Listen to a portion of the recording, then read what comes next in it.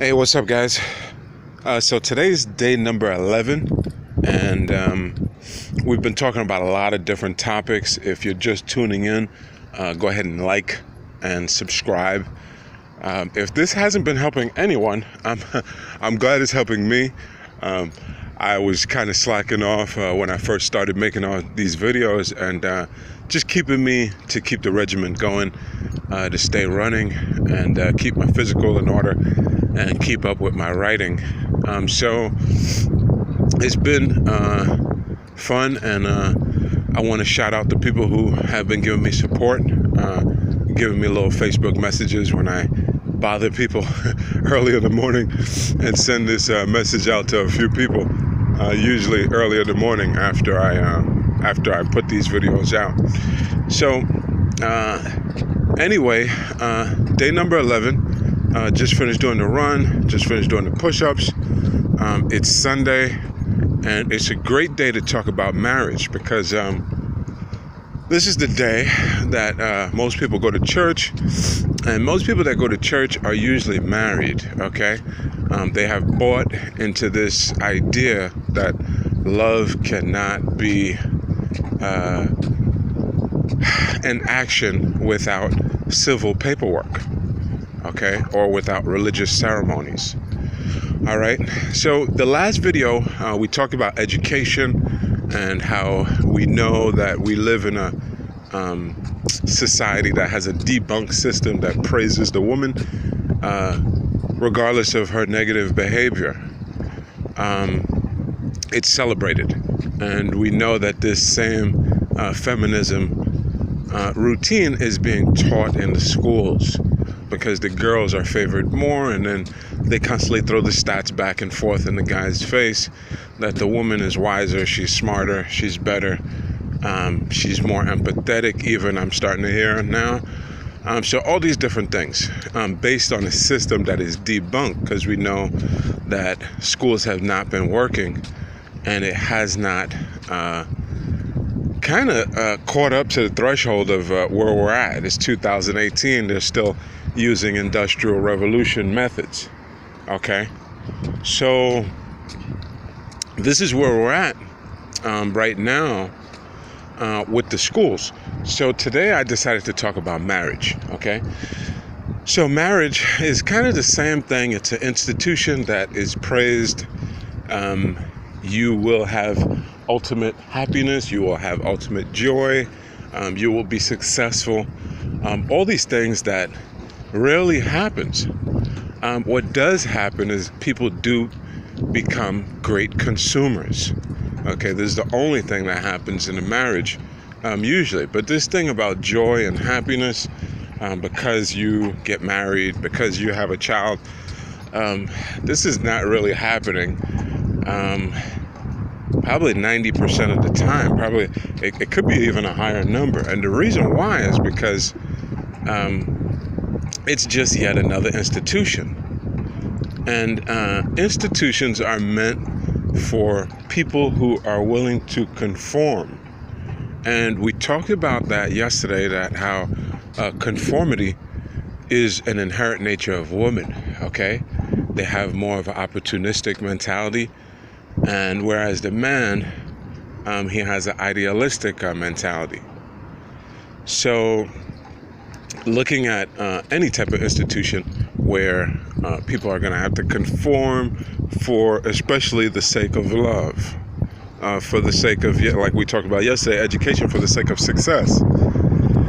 Guys are just not willing to do that. The problem is that they're not having these talks before they go in and sign all this scrupulous paperwork to get married, to have children, and to go on and get into all this mess, okay? So, that's why we're having this talk today, is people should understand what they're getting into, okay? Like I said, marriage is an institution for people that are willing to conform. Just as education is an institution that works for people that are looking to conform.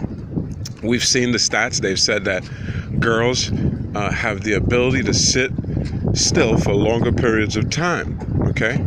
So this shows a kind of spirit of willing to conform, take orders, obey. This is school. Same thing as marriage. But the thing that gets tricky is with the marriage now, because of all this court paperwork that's involved. It's almost like you're buying a house or a horse or whatever.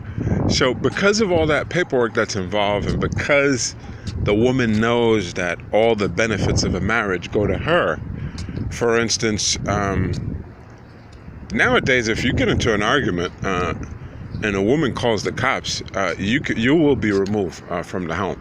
There doesn't really need to be a physicality anymore, okay? So she's got you there. If there's an argument, she knows she's got the power. She can call the law. Okay? If there's a divorce, the majority of the time, she can make up whatever she wants to make up. And which sometimes it'll give her time, basically to kind of screw you over and come up with her own plan or whatever, and it'll just work in her favor, because we've seen the courts favor deadbeat mothers that were sometimes even crack addicts.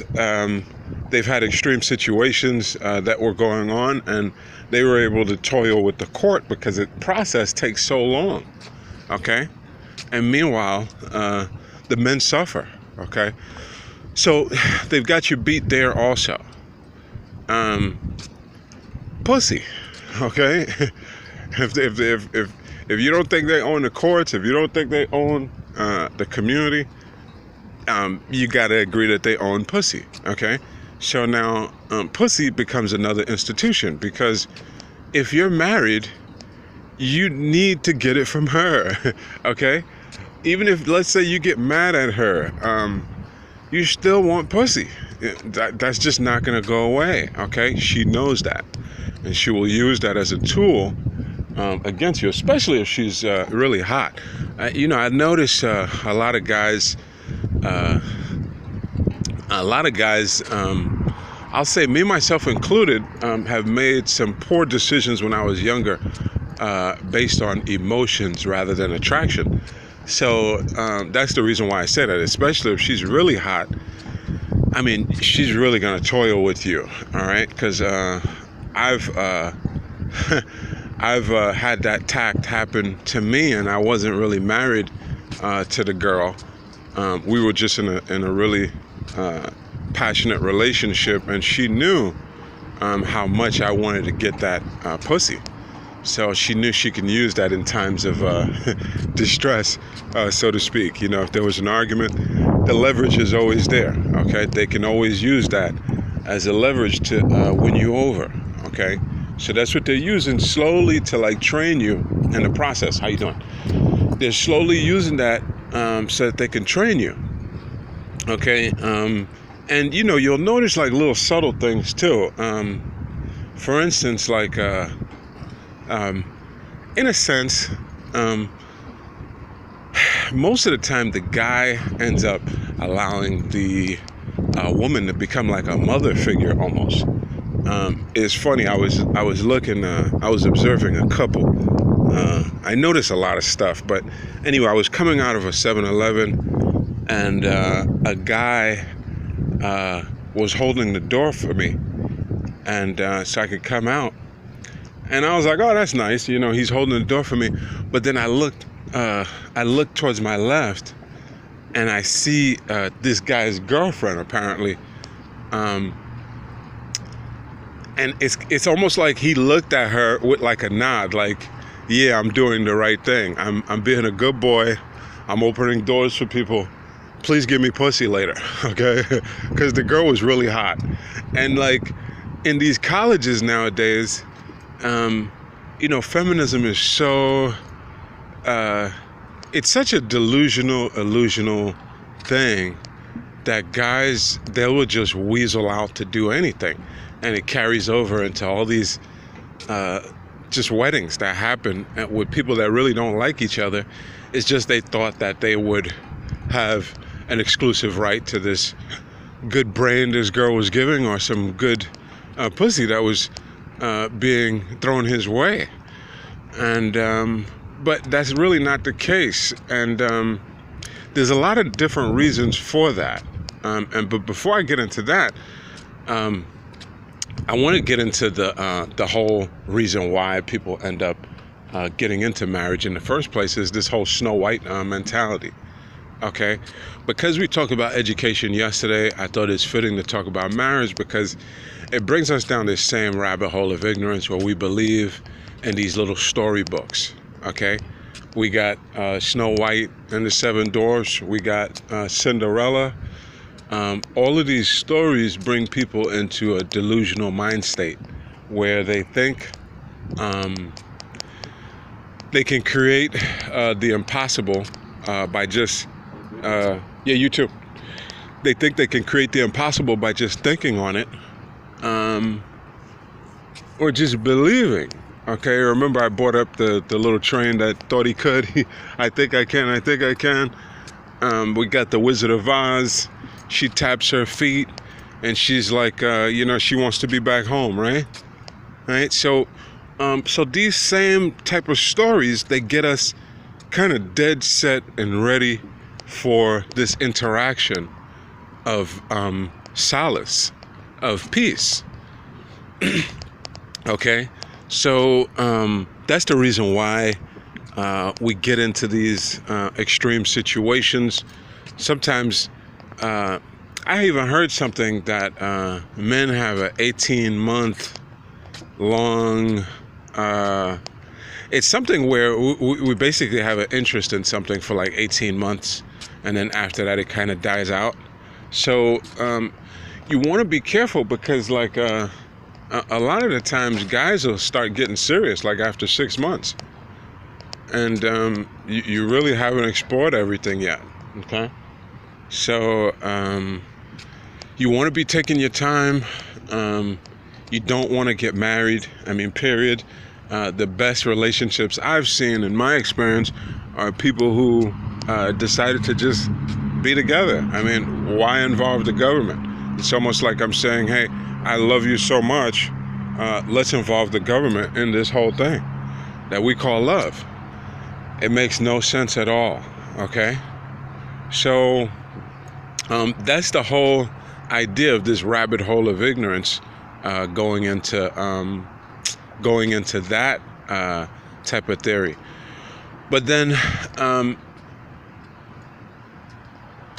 there's another thing that happens in marriage where it's kind of like it's a stage, in a sense, for feminism.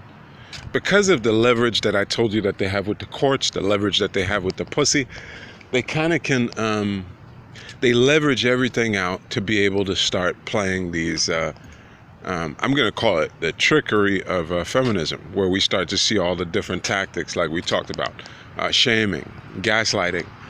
All these things are a training that goes on, okay? It's a training that goes on for a long period of time,